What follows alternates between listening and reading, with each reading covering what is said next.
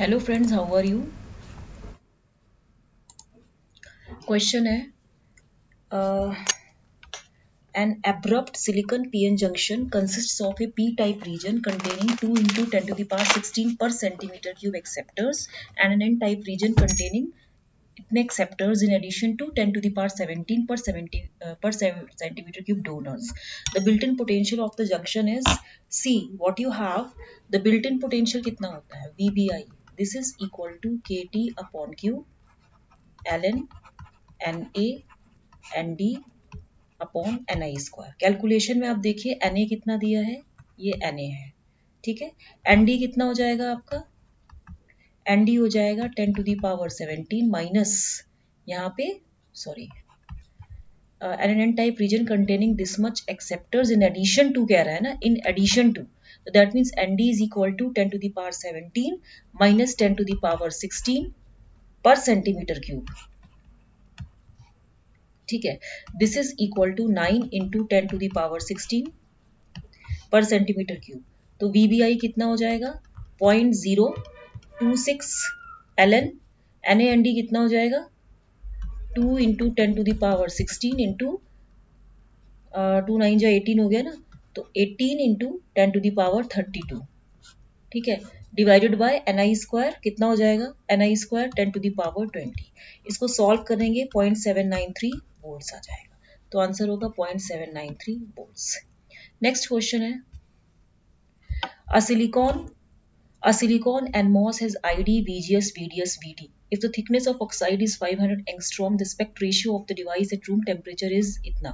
Take the mobility of charge carriers as 0.13 meter square per volt per second and the relative permittivity as 12. C.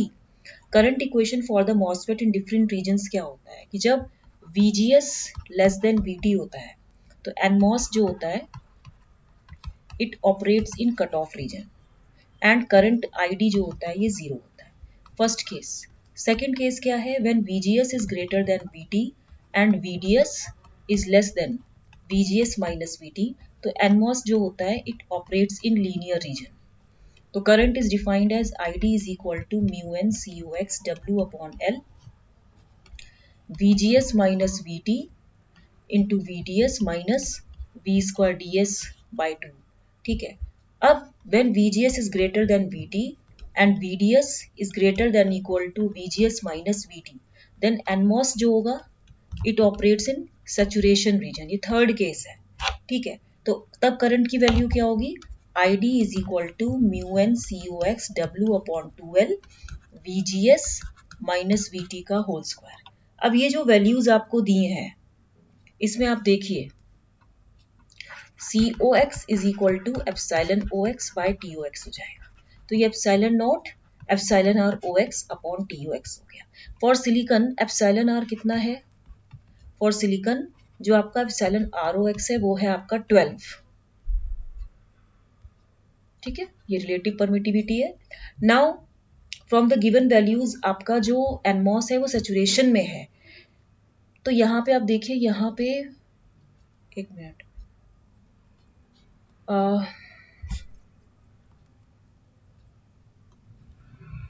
देखो इधर इधर देखो आप, यहाँ पे NMOS जो है आपका, क्योंकि इसमें आपका क्या है VGS is greater than VT है, VGS is greater than VT है, मतलब ये 2 वोल्ट है, it is greater then 0.5 volt है, ठीक है।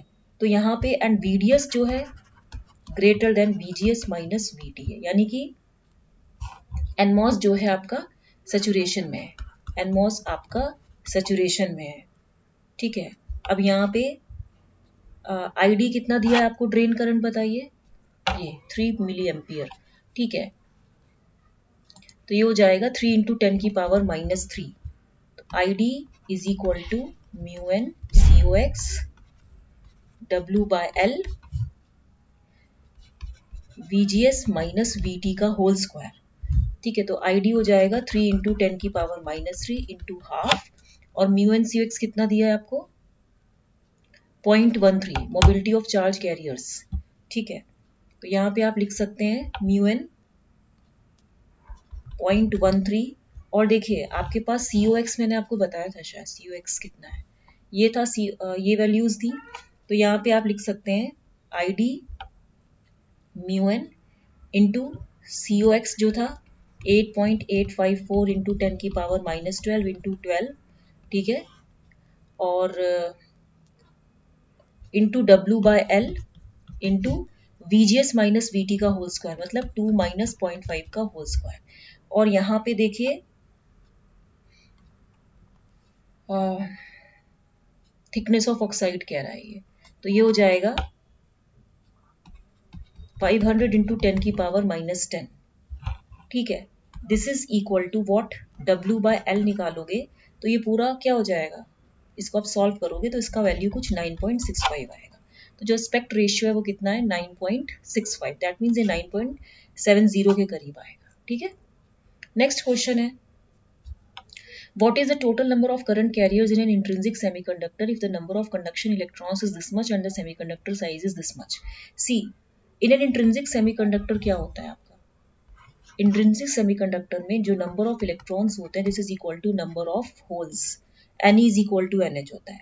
टोटल करंट कैरियर डेंसिटी जो होता है, टोटल करंट कैरियर डेंसिटी जो होता है आपका N E plus N H हो गया, ये होता है current carrier density. Total number of current carriers in N intrinsic semiconductor is equal to कितना हो जाएगा, N is equal to rho into V, मतलब मैं इसको लिख सकती हूँ कि ये रो है, total current carrier density N E plus N H है। तो N is equal to total number of current carriers, total number of current carriers rho into V है। एन ई कितना दिया है आपको, एन ई दिया है 7 into 10 to the power 19 metre cube, N H is equal to N E is equal to 7 into 10 to the power 19 metre cube.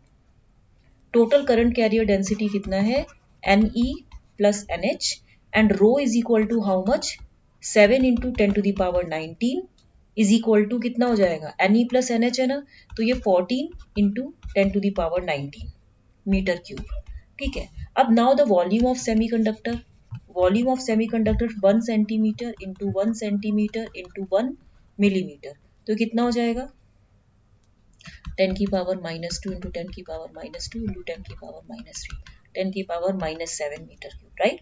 Total number of current carriers जो होंगे आपके, जो आपके total number of current carriers होंगे capital N in N intrinsic semiconductor, it can be calculated as n is equal to rho into V, मतलब 14 into 10 to the power 19 into volume कितना दिया है आपको 10 की पावर -7, तो ये सॉल्व करेंगे तो कितना हो जाएगा 14 इंटू 10 की पावर 12, तो ये वैल्यू हो जाएगी 14 इंटू 10 की पावर 12, ठीक है। तो आपको 3 क्वेश्चंस कराए हैं, इसको लाइक शेयर सब्सक्राइब करना मत भूलिएगा, ओके।